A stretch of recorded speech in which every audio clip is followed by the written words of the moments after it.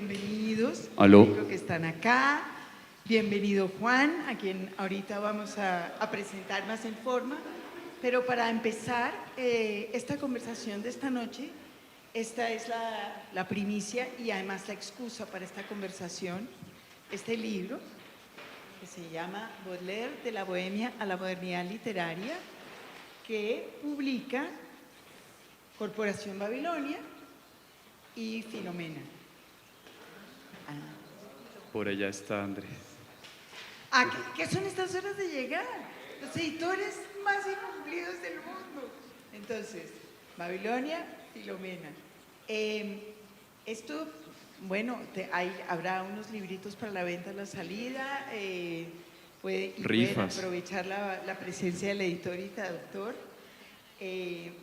Entonces, esta es la excusa, y es una buena excusa porque es como el último golpe intelectual de un hombre con una tarea o un hombre con una obsesión, que yo creo que es una buena forma de definir a un editor, ¿verdad?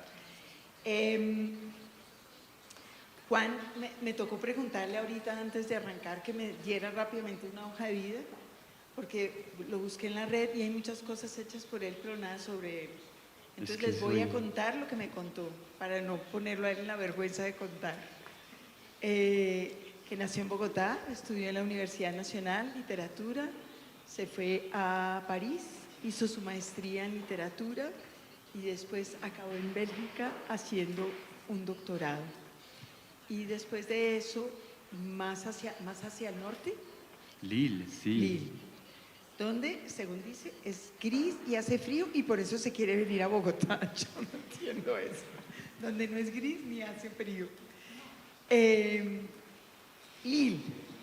Entonces, ahí sí le voy a botar la palabra y nos va a contar un poquito qué es lo que hace en Lille. ¿Qué hace en Lille, Juan? Bueno, ante todo estoy muy contento de estar acá compartiendo con ustedes y poder conversar aquí junto con Margarita sobre un tema que no lo llamaría obsesión, pero sí una pasión por la traducción, que ha sido el trabajo que he venido realizando durante los últimos años y ese que nos congrega hoy finalmente, porque es sobre lo que queremos hablar, aunque tendremos tal vez la oportunidad de hablar un poco también sobre Baudelaire. Hablar sobre lo que yo hago en Lille. Bueno, yo soy profesor en el Departamento de Lenguas, Literaturas y Civilización Extranjera, pero podemos más bien hablar de manera general sobre... Quería que él les contara que él es profesor de tiempo completo en Lille, porque acabó siendo, y es lo que descubrí en los 15 minutos de conversación previa, un poeta de fin de semana. Todo el trabajo de traducción que ha hecho lo hace clandestinamente, por las noches, a la luz de la vela, el sábado, los domingos. En la mansarda, sí, con el pedazo de trozo de pan ahí al lado, como todo un poeta bohemio y maldito, sí. No es parte del trabajo que le paga el mercado este. O sea que sigue cabiendo en lugar de la obsesión. Yo quería buscar una cita que, claro, ya no la encontré. Aquí en el prefacio, escrito por Juan, aquí en el prefacio de Baudelaire, donde explica la importancia de hacer un libro como este, del cual nos va a hablar un poquito ahorita, porque está harto de los estudios, la palabra que usa es esencialistas y monográficos sobre Baudelaire, estudios que ignoran la sociología de la literatura, que en realidad es el tema que recorre todo su trabajo editorial. Y a partir de aquí, arma, como un editor con una idea esencial de lo que quiere hacer, ahí sí, arma un libro en 3 bloques, en donde se ocupa de 3 aspectos diferentes de Baudelaire, todos desde esta idea de la sociología de la literatura. Pero yo no he leído, así que no voy a contar más, sino que Juan, que lo organizó, les va a contar más de qué se trata. Tal vez hablemos primero sobre esa coyuntura de la que surge este libro. Y hubo tres factores ante todo. El primero fue el hecho de que se conmemoran los 150 años de la muerte del poeta este año. El segundo hecho coyuntural, sí, fue que dos editores independientes querían lanzar una nueva colección de teoría y crítica, que es la colección Cálamo, Eso inaugurada, sí, es lo más raro. Inaugurada por este libro. Y el tercero, pues el hecho de que yo había hecho mi tesis de doctoral sobre Baudelaire, que me daba la legitimidad para hablar con este tema sobre conocimiento de causa y para elegir los especialistas más representativos en este campo. Sí, la antología está dividida en tres partes que buscan, que reflejan el itinerario, la trayectoria baudeleriana y su recepción en Hispanoamérica.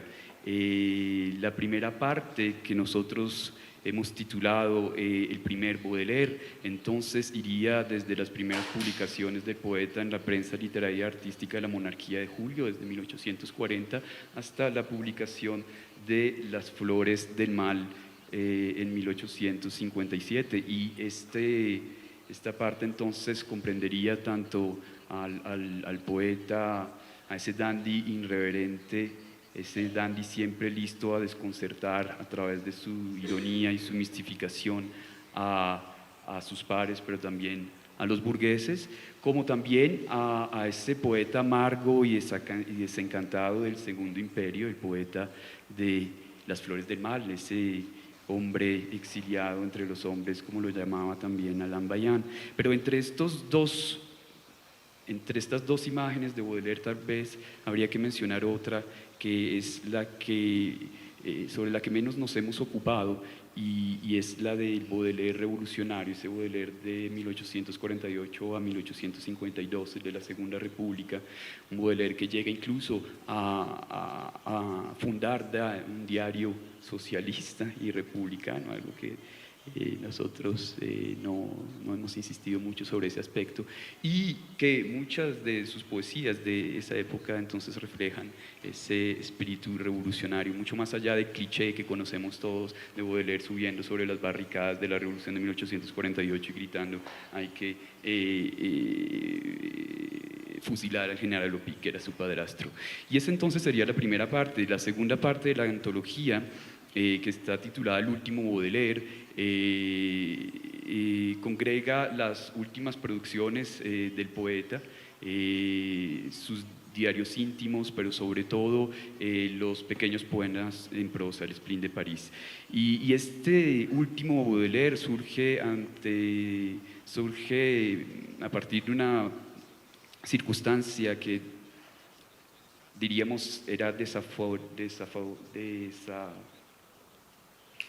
desfavorable para el poeta, perdón, y que fue la necesidad de recomponer el volumen de Las Flores del Mal, que había sido mutilado por la justicia imperial en 1857, después de que Baudelaire fuera acusado por ultraje a la moral pública. Y es allí donde Baudelaire se ve obligado a reconstruir Las Flores del Mal para una próxima edición en 1861, y tiene que añadir 35 nuevos poemas al libro, que figurarán la mayor parte de ellos en la sección titulada Cuadros Parisinos. Y es allí cuando el poeta empieza también a publicar sus pequeños poemas en prosa. Y esos pequeños poemas en prosa son los que, digamos, van a hacer de Baudelaire ese poeta de la modernidad, el primer poeta del mundo moderno tal y como lo conocemos nosotros, pero no de ese mundo moderno a la manera de Maxime Duchamp, que publicó en 1855 sus cantos modernos, y al que Baudelaire le dedica de manera irónica, como una especie de don envenenado, el último poema de Las Flores del Mal, No es ese cantor del progreso, de la democracia, no, la modernidad de Baudelaire está en otra parte, es querer arrancar el lado épico de la vida actual y contemporánea. Ese fue tal vez el proyecto de Baudelaire, que inicia desde muy temprano, cuando él empieza a hacer sus trabajos sobre la pintura, porque Baudelaire fue conocido como crítico de arte antes de ser conocido como poeta, y que se extenderá hasta el final de su vida y digamos va a concluir con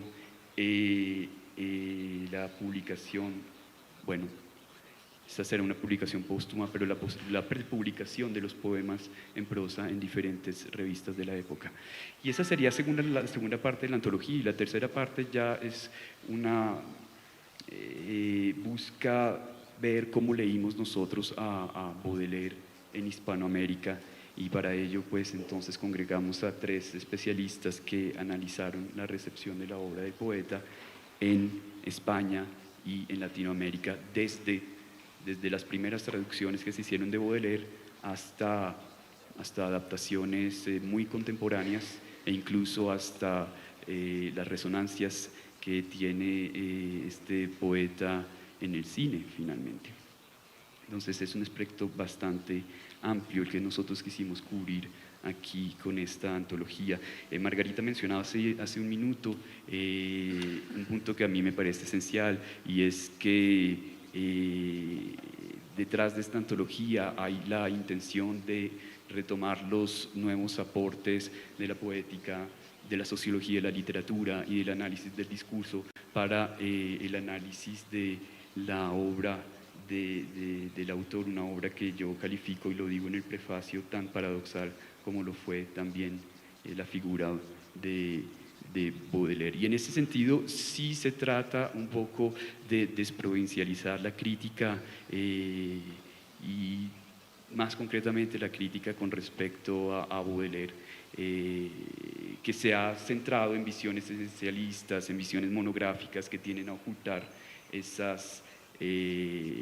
las dinámicas colectivas e institucionales que son las que gobiernan la vida literaria. Yo me voy a desviar un poquitico de aquí para preguntarle lo siguiente. Usted hizo su tesis de doctorado sobre Baudelaire y me pregunto si su fascinación con la figura del autor surge de ahí. De que el hecho, por ejemplo, de que Baudelaire haya sido un traductor y un excelente traductor. No, estoy pensando en sus traducciones sobre el autor, en la emisión del autor, el libro de Meizos de posturas literarias, que tiene que ver con puestas en escena modernas del autor. En fin, estoy pensando en el texto después sobre la postura del traductor, del cual hablaremos. Estoy pensando en lo que evidentemente es un gran interés por la formulación de la figura del autor en el siglo XIX, y me pregunto si surgió de su estudio de Baudelaire o si fue… Sin lugar a dudas, Margarita, ese es el punto esencial y digamos el punto cardinal en el que confluyen todas el trabajo que yo he estado haciendo últimamente. Mi interés por Baudelaire surge como el interés que le puede dar un sociólogo a un autor que tiene la reputación justamente de ser irreductible a un análisis sociológico. Entonces era más un desafío para probar las herramientas teóricas y metodológicas de la sociología de la literatura en un autor que, como decía hace un momento, tiene la reputación de no poder ser reducido a estos análisis más de tipo social e histórico, porque está la figura del genio incomprendido. Pero para volver a ese segundo punto que mencionaba Margarita, sí, la figura del autor es esencial y es la que ha alimentado de cierta forma los trabajos que he hecho, primero sobre el autor y luego sobre el traductor. Y Baudelaire en ese aspecto es esencial, puesto que Baudelaire encarnará finalmente esa figura del genio incomprendido, y sabemos muy bien el impacto que esta figura tendrá en la estructuración del campo literario y en sus sistemas de representación y valorización. El genio incomprendido, pero también el genio que trabaja en los márgenes de la sociedad, que es como esa idea de autor que se formó en el 19 y que hasta hoy seguimos padeciendo. Sí, Como sí, al margen sí, también sin del lugar a sistema dudas. económico. Es lo que, sí, sin lugar a dudas. Allí está Baudelaire y como decía, es esta imagen la que va a reestructurar todas nuestras representaciones sobre el autor y nuestras maneras de valorizar el autor, porque es esta la que va a radicalizar una división entre el valor económico de la literatura y el valor simbólico, división que también tendrá como consecuencia la creación de una esfera de producción restringida, que es en la que se sitúa Baudelaire, y una esfera de gran producción, o más bien una literatura hecha para un público artista o una literatura hecha para el gran público. Una visión completamente diferente de la literatura es la que ofrece la sociología de la literatura, y yo quisiera contextualizar un poco. Cuando Juan estaba estudiando, haciendo su doctorado, su maestro fue Dubois, Sí. que es además el autor del primer libro que tradujo, si no Sí. recuerdo mal, La institución de la literatura, que por ahí debe haber caras de personas que lo conocen, y probablemente gracias a la traducción de Juan. Yo creo que ese libro de Dubois fue absolutamente fundamental en los estudios literarios, porque cambió el peso de la discusión del genio y de la inspiración y de la musa a otra cosa. Lo llevó a otro terreno que estamos definiendo. Todos esos rituales justamente, y allí lo importante era ver cómo funcionaban esos rituales de la vida literaria y sobre todo reconocerlos como parte de la vida literaria. Pero pienso entonces que hablar de Dubois implica, en el contexto que nos interesa a nosotros, que es el contexto de la traducción, que podamos reflexionar de manera más general sobre la trayectoria del traductor y sus prácticas. En mi caso particular, como lo mencionaba Margarita, mis estudios de doctorado me permitieron encontrarme con unas apuestas metodológicas, unas herramientas teóricas que no conocía justamente por la ausencia de traducciones en español.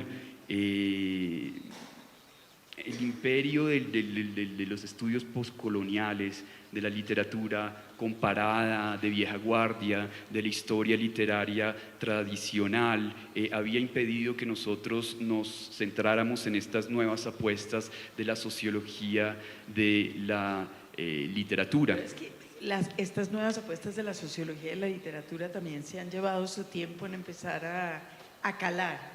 Incluso Bourdieu, que todos citamos cada dos palabras,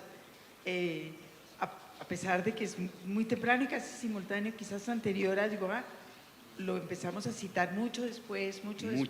Ahora ya todo el tiempo, no podemos respirar sin citarlo. Y es justamente por ese imperio, aunque nosotros hubo un auge de la sociología en nuestro medio gracias al marxismo y a las lecturas de Lucien Goldman y de Georges Lukács, sin olvidar también la sociocrítica y las lecturas de Claude Duché y Edmond Cross. Pero pareció que esa tradición se estancara de cierta forma, justamente por el imperialismo de estos otros estudios. Y Bourdieu, como lo decía Margarita, es totalmente cierto. Después de Bourdieu nosotros no habíamos traducido absolutamente nada en el campo de la sociología de la literatura, y el mismo Bourdieu no era bien recibido en los estudios, en los departamentos de literatura, situación que ha cambiado en los últimos años. Ahorita sí lo estamos leyendo, pero antes no. Bourdieu, cuando yo estudiaba en la Nacional, era cuestión de los sociólogos, pero no de los literatos. De hecho, puedo aventurar esta hipótesis. Los estudios marxistas acabaron desembocando en lo que hacemos aquí, lo que hace la mitad de este público, que es estudios editoriales. Por ahí se fueron y por ahí acabaron dando otros frutos, pero no en literatura, como que ese divorcio entre el estudio de la literatura y en ese momento incipiente del estudio del libro hasta ahora, en nuestro medio, pues de hace 2 años, pero ha sido un encuentro muy reciente en realidad, ¿verdad?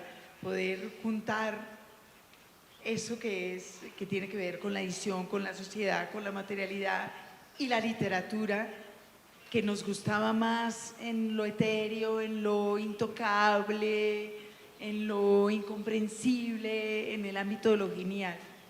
Totalmente, es lo que Bourdieu llamaba el estado de excepción de la literatura, como si ésta no pudiera ser descrita en todos sus mecanismos de funcionamiento. Y este nuevo tipo de apuestas teóricas a las que hace referencia Margarita muestran que hay un giro hacia un nuevo paradigma en los estudios literarios que se demarcan cada vez más de la historia literaria tradicional y de la crítica literaria tradicional. ¿Por qué? Porque esta historia literaria tradicional se había centrado únicamente en la relación entre texto y autor, olvidando los otros agentes que participan en la vida literaria, como los traductores, como los editores, los vendedores de libros, etcétera, y olvidando también los soportes que vehiculan las prácticas literarias y que las hacen posibles finalmente. Una historia literaria digna de ese nombre sería una historia literaria que desemboque entonces en la descripción de la vida literaria en su conjunto, es decir, del texto y del autor ciertamente, pero también de los diferentes agentes que participan en la producción, en la circulación y en la valorización de las prácticas literarias. Pues, usted ha trabajado y los siguientes 2 libros que hizo, ya lo dije, tienen que ver con el autor, pero yo quería que habláramos hoy de otra figura absolutamente esencial, uno de esos agentes que usted no ha mencionado y que es el traductor y que es un poco, pues en gran parte el trabajo que usted hace y la razón al final por la cual por lo menos yo acabé conociéndolo a usted. Un trabajo de traducción que siempre en su caso, y eso es muy extraño, está conectado con el trabajo de edición. Es decir, usted entiende el trabajo de traductor como un trabajo de editor primero y después de traductor. Es lo que hace aquí Baudelaire, por ejemplo. Tengo una idea, armo un libro y después lo traduzco. Fue lo que hizo con Dubois. No, voy a traducir a Dubois porque no tengo nada que hacer este fin de semana, sino porque yo creo que hay que empezar a introducir este tipo de estudios en este medio donde no se conoce lo que están haciendo estos tipos. Eso es un proyecto editorial. Totalmente. El proyecto sí. de traducción, digamos, lo acompañaba o lo habilitaba. Pero hablemos de esa, primero de esa doble faceta, cómo la maneja usted y cómo la concibe usted. Bueno, ante todo, yo diría que el papel del traductor es ante todo un papel de mediador. Y mi trabajo, mi experiencia en la traducción me ha llevado justamente a reflexionar sobre la figura del traductor y sobre el papel que éste juega en los mecanismos de asimilación, apropiación y valorización de los productos culturales. Usted habla en ese texto, en ese ensayo que apareció en 2015, tal vez, sobre la postura del editor. Sobre la postura del traductor, sí. Habla, y lo mencionaba ahorita también, de varias modalidades de traductor y de las maneras de estar el traductor en el mundo. Sí, eso es muy importante. Digamos, yo quería que habláramos primero de eso que también es una nube negra que se cierne sobre los editores, que es la profesionalización de la edición, y esa otra nube negra que se cierne sobre los traductores, que es la profesionalización de la traducción, versus un trabajo de traducción que en su caso se concibe como un trabajo editorial, usted se acaba de definir como un mediador, o un trabajo de traducción que es un trabajo esencialmente de creación literaria, eso me gustaría que lo miráramos, y que es un trabajo que cada vez tiene menos demanda, nadie tiene tiempo para pagar, nadie tiene plata para pagarle a un traductor para que se siente a pensar cómo es nuestra odisea la que queremos leer hoy. Cada vez hay menos plata para eso. Ahí en esos 3 puntos está resumida toda la complejidad del trabajo del traductor, y voy a intentar responder paulatinamente todo esto, aunque es bastante complicado, pero empecemos entonces por la profesionalización del traductor. Margarita es especialista en la profesionalización del editor.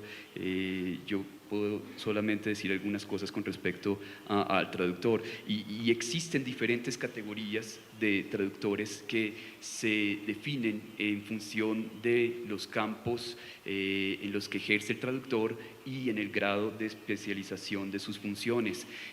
Así, por ejemplo, podríamos entonces distinguir entre el traductor profesional de tiempo completo, como los traductores jurídicos, farmacéuticos, los traductores,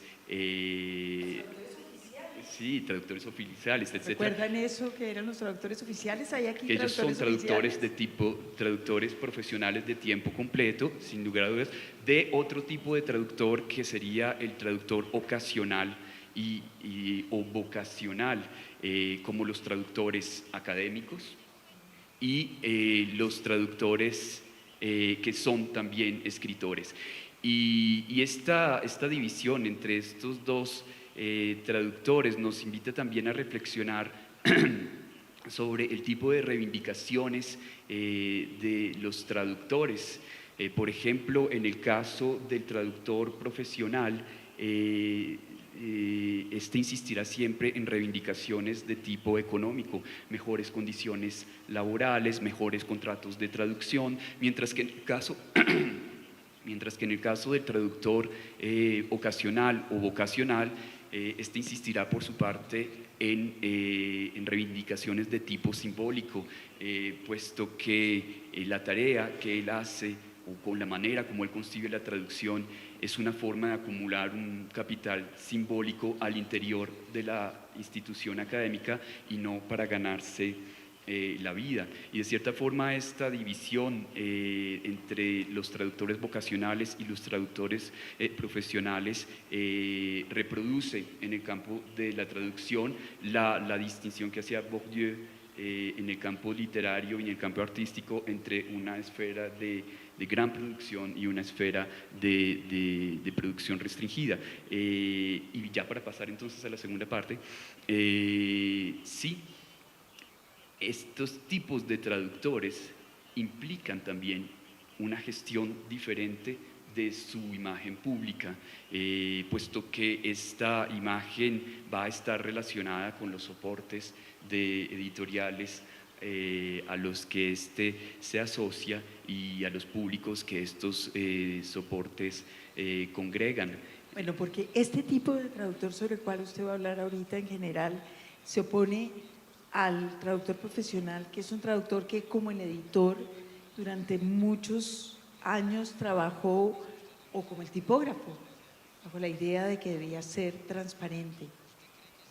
El editor no se debe ver lo que se hace, la tipografía no se debe ver, el traductor no se debe ver.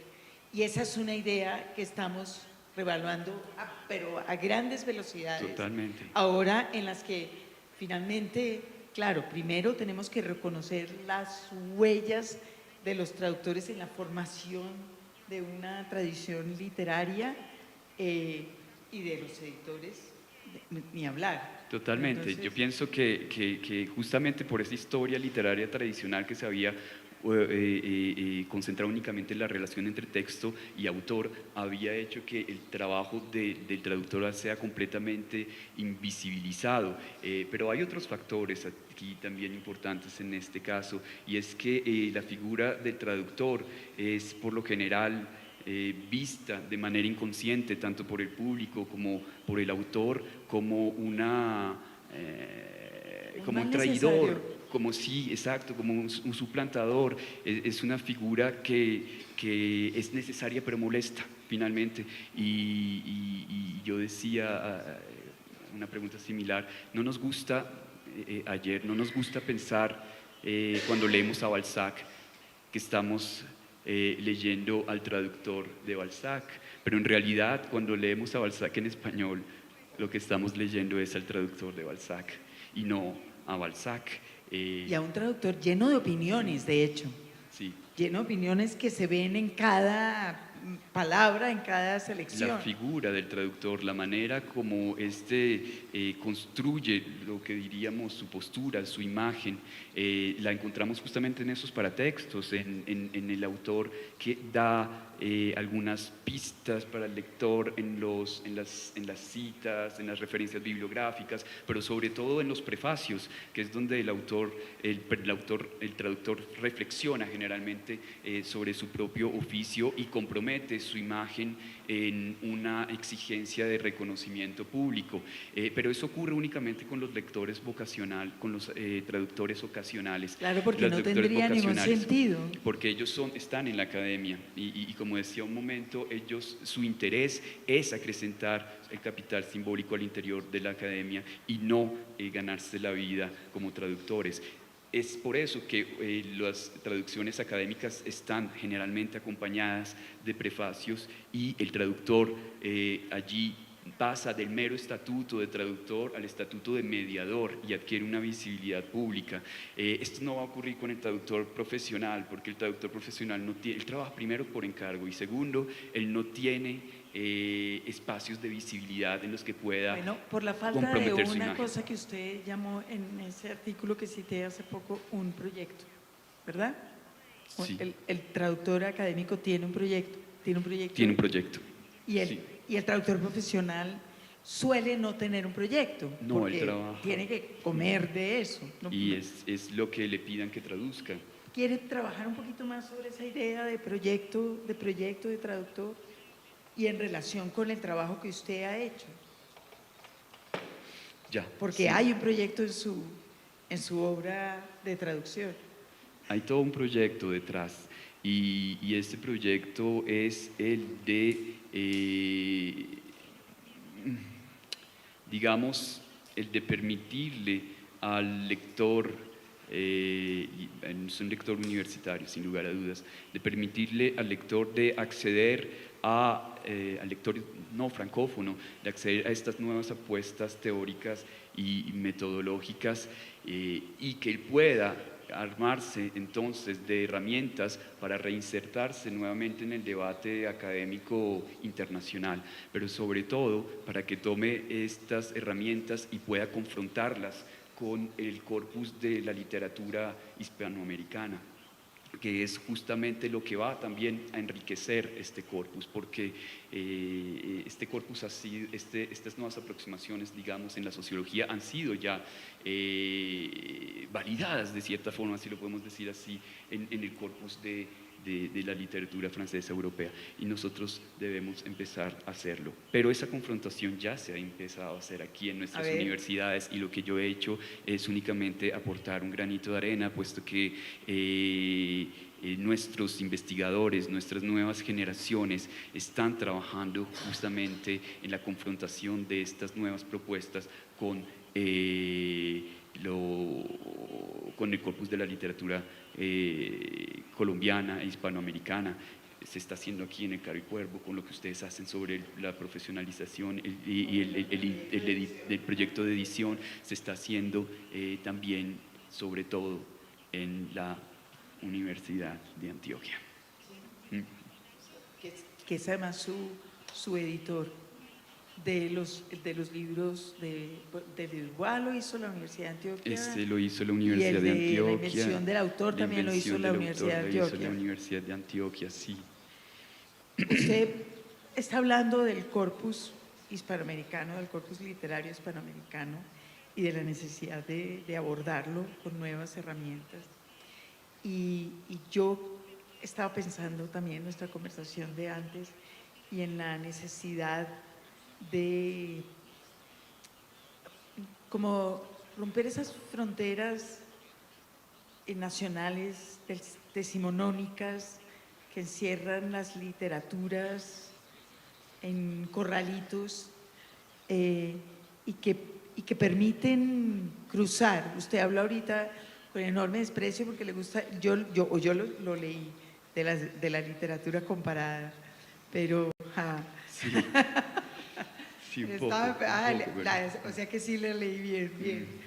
Pero yo estaba pensando que finalmente su proyecto de traducción finalmente es un proyecto que rompe el corral y que lo que quiere es empezar a mover la reflexión literaria en otros sentidos. ¿O no vale ahí la comparación? No, es totalmente válida y me sorprende esa lectura, es muy fina lectura. Margarita, muchas gracias por eso. Sí, hemos hablado mucho de la historia literaria tradicional y habíamos dicho que esta se ha centrado en la relación entre texto y autor, pero lo que no hemos dicho hasta el momento es que la historia literaria tradicional surge con los estados-nación. Es decir, que la historia literaria tradicional lo que ha hecho es construir un canon de autores nacionales y ha desconocido por completo todas las dinámicas en las que se inscribe la literatura y son dinámicas que están circunscritas por la cartografía mundial, por el desplazamiento de autores, de textos y de discursos, de modelos institucionales, etcétera. Y ahí es cuando tal vez entra pero no es mía esa rabia la tenemos todos los que hemos trabajado un poco en sociología y en la teoría de las transferencias culturales contra la historia comparada, porque la literatura comparada se había contentado con señalar influencias o imitaciones, pero ellos nunca trazaron con rigor y disciplina las huellas de esas transferencias. Claro, pero ahora ya podemos. Claro, porque las preguntas... digamos, el mundo editorial ya ahora sí, es uno. Exacto. Hay 2 editoriales en el mundo, así que... Sí, es cierto. Y las preguntas entonces que nos hacemos nosotros en esa cartografía mundial serían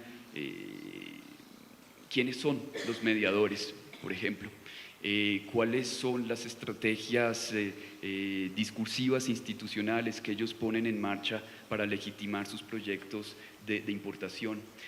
¿Cómo seleccionan los materiales simbólicos transferidos y cómo los adaptan a la cultura de llegada? ¿Por medio de qué redes transnacionales ellos hacen circular sus transferencias culturales? ¿Cuál es el impacto de estas transferencias culturales tanto en los mediadores, pero también en la polarización de nuestros campos literarios hispanoamericanos? Esas son las preguntas que debemos hacernos. Estoy pensando ahorita en esa pregunta que usted hace sobre los mediadores y sobre finalmente un proyecto que es un proyecto editorial y cómo usted también está haciendo una cosa con su trabajo que es romper ese esquema según el cual alguien decide en un momento dado a estos los traducimos, a estos no, de acuerdo con unas políticas que no obedecen a criterios que uno preferiría o que uno utilizaría.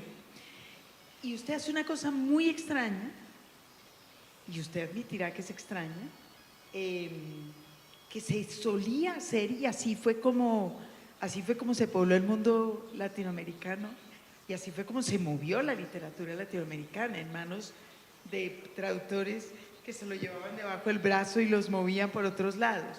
Pero eso dejó de pasar y se impuso una maquinaria de decisiones que usted ahora está rompiendo, porque usted arma un proyecto, se lo inventa y después empieza a buscar un editor. No al revés, eso es muy extraño. ¿Usted es consciente de que eso es extraño? La verdad, ahora que Margarita lo menciona, sí, lo veo extraño. Al principio lo vería como natural, al principio lo veía natural, pero debe ser justamente por haber interiorizado este tipo de prácticas, pero sí, se hace un proceso a la inversa. El proyecto es el que antecede cualquier tipo de contacto que se establezca posteriormente. Sí. Y la Lo cual elección, pone en cuestionamiento también las ideas establecidas que tenemos sobre el papel del editor, el papel del traductor, el papel del autor. Todo eso se pone en juego en esta nueva manera ya de entiendo abordar un hacia dónde, proyecto sí. editorial.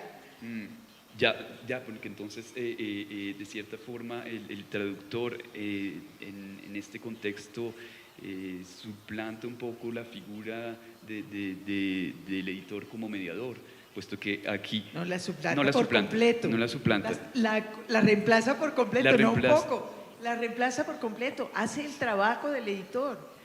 Porque Sí, en vez de un finalmente editor sí. que mecánicamente dice yo tengo una colección de literatura infantil que bla, bla, bla, bla, bla, usted dice no, hombre, usted lo que tiene que estar haciendo es esto.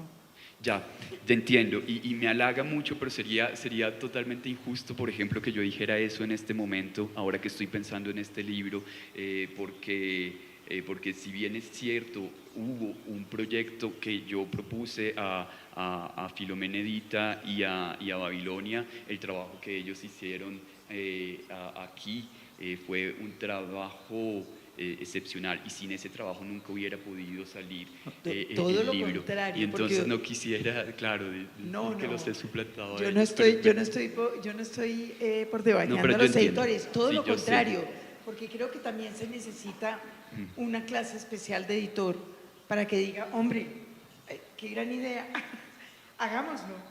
Quiero decir que es otra manera de jugar. Sí, ya entiendo, Margarita, ¿Sí? por supuesto, Le voy sí. a dar un ejemplo de traducción con un traductor colombiano que es Merino. Yo no sé si usted lo conoce, es un No, no lo traductor de conozco. literatura bastante bueno. Merino leyó a Sergio La Pava en inglés y se lo propuso a Random House en Colombia, pensando, me parece él con obviedad, digamos, ya pasmosa, pues claro que le interesará hacerlo a Random House Colombia porque pues de La Pava tiene origen colombiano, bla, bla, bla. Random House Colombia, deja la pendejada.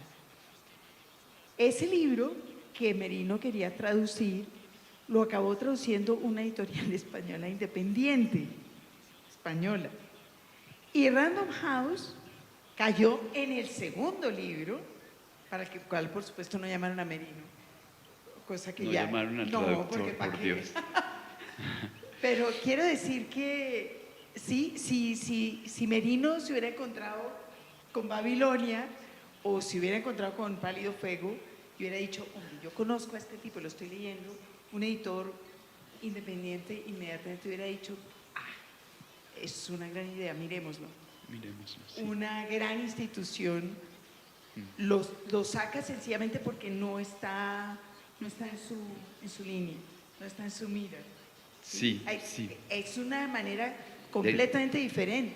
Ya, entonces digamos que esta para entender la idea de Margarita, que me parece, yo no había reflexionado sobre ese punto, pero me parece esencial reflexionar hacia allí, porque no solamente esta nueva figura del traductor invita a una nueva figura del editor finalmente, sí, y que resulta esencial, y en este sentido el de tanto el traductor como el editor tienen que jugar un papel preponderante en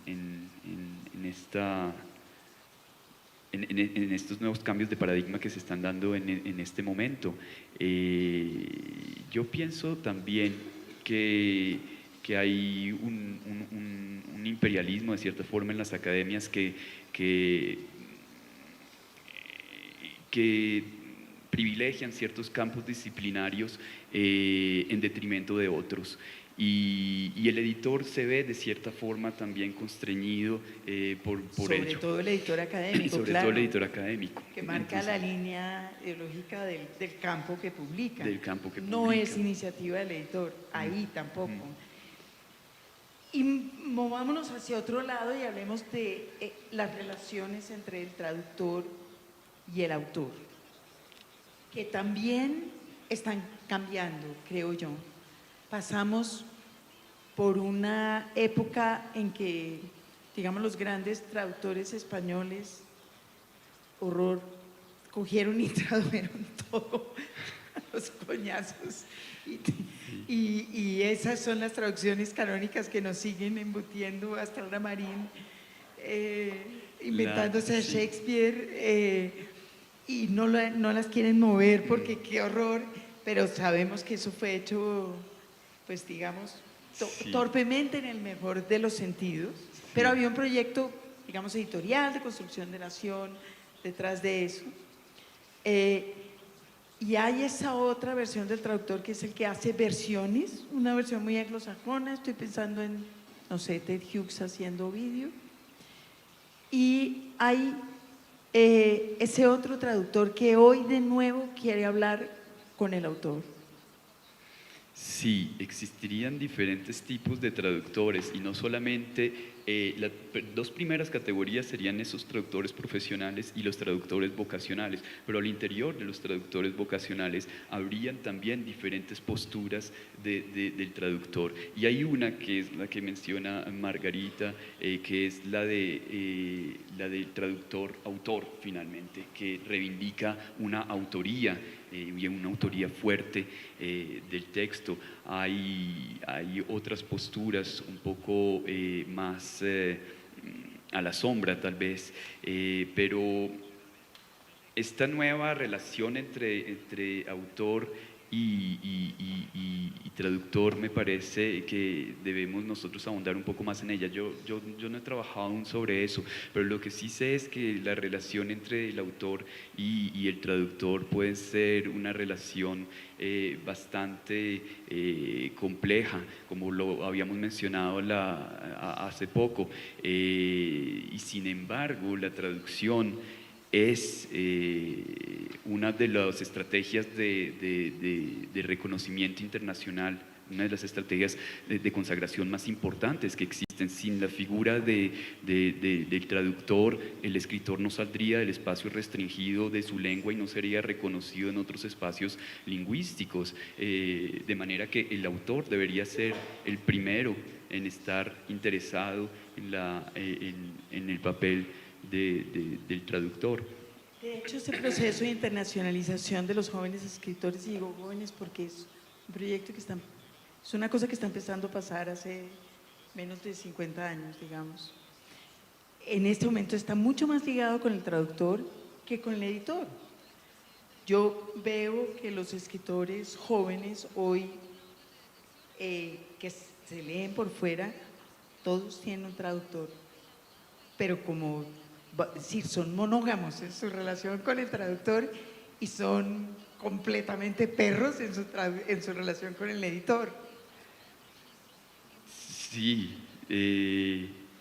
sí. Usted, por ejemplo. Ya. La relación con los autores que yo traduzco es una relación muy diferente, tal vez, porque es académica. Porque es académico, exactamente. Yo no traduzco ni novelistas ni poetas, que son los más susceptibles a estas luchas de egos y a esta afirmación desmesurada de su singularidad. En cambio, los traductores, los autores académicos, la relación con el autor académico se juega más en las competencias que tenga el traductor en la disciplina en la que está traduciendo y no, por ejemplo, en el estilo. Que sería esencial para cuando traduces un poeta, y ahí pienso que sí debe ser una relación de perros y gatos, aunque completamente necesaria.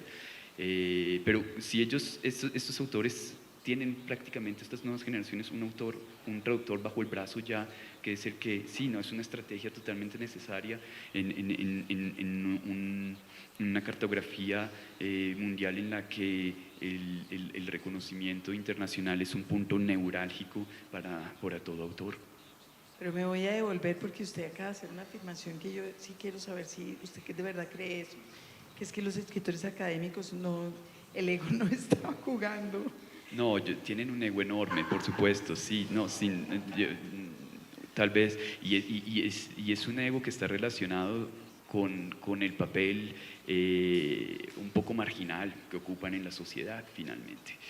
No, marginal y Es sobre directamente todo proporcional. es directamente proporcional a esa posición marginal que se ocupa en la sociedad, puesto que así pertenezcan a una élite intelectual, no hacen parte de la élite política ni de la élite económica, que son las élites que finalmente tienen no solamente una mayor visibilidad, sino que tienen mucho mayor impacto. Entonces diríamos, ellos son los dominados entre los dominantes, y eso hace que ellos tengan que tengamos Yo no iba a decir nada. que tengamos una afirmación también, que hagamos de necesidad virtud y que hagamos de esa marginalización social una especie de reivindicación, por ejemplo, asociándonos a valores como la libertad de pensamiento crítico, o yo no me adapto a las convenciones sociales, y hacemos de las márgenes, tal vez, hacemos de las márgenes como un buen lugar para estar, como el lugar donde hay que estar, finalmente, sí. Pero viene ¿Cómo ha de allí. sido su relación con los editores? ¿Le ha costado trabajo conseguir editor para los proyectos o siempre ha tenido como una actitud abierta? Y ¿cómo ha sido eso? Como la gran mayoría como los autores que yo he traducido son autores académicos, yo me he dirigido ante todo a editoriales académicas, salvo en esta última ocasión y en el libro que viene próximamente, y esto implica que el trabajo que uno le presenta a la editorial sea diferente, puesto que los comités científicos de las editoriales académicas están conformados por pares, por universitarios, y esto hace que el proyecto que yo propongo a ellos se parezca más a un estudio sobre el autor, sobre su trayectoria, de su obra, etcétera, sobre el mercado, que se asemeja más a un trabajo académico. Pero va saliendo de ahí, y no es que haya cambiado de línea, digamos, de proyecto, porque su proyecto sigue siendo el mismo. Y sin embargo, aquí está este Baudelaire, publicado por Filomena y Corporación Babilonia, que yo sí estoy muy curiosa de saber de que ellos se paren y expliquen cómo se les ocurrió hacer una colección de teoría literaria. Yo quiero oír esa justificación. Pasémosle el micrófono. Y el siguiente libro es un libro que también tiene un editor comercial. Sí. ¿Por qué cree usted que es eso? Es un editor, es un editor comercial, pero… Son dos editores comerciales. Son dos editores comerciales, pero que de cierta forma han capitalizado un espacio en los estudios literarios importante y en los estudios en ciencias sociales. Es decir, es una editorial que se presenta más como editoriales de tipo académico, finalmente. Ellas se presentan un poco así. No, porque las editoriales académicas son editoriales de gueto, y estas editoriales son editoriales de nicho, que no es lo mismo. Sí. Apelan a un público a quien le interesan estos temas, pero no es un público académico. Es verdad, es verdad. Es que me fuiste fuera de… Diga, la próxima vez me cuenta. ¿Por qué pasar a estas editoriales? No, seamos también un poco sinceros, y la búsqueda de una mayor difusión está allí. La búsqueda de una mayor difusión, lo que no quiere decir que el trabajo con las editoriales académicas haya terminado, todo lo contrario, ese trabajo va a continuar, o espero continuarlo, pero sí está detrás de ello la intención de llegar a un público mucho más amplio, o más bien de tener una mayor difusión, pero seguimos en el mismo nicho, finalmente, de tener mayor difusión.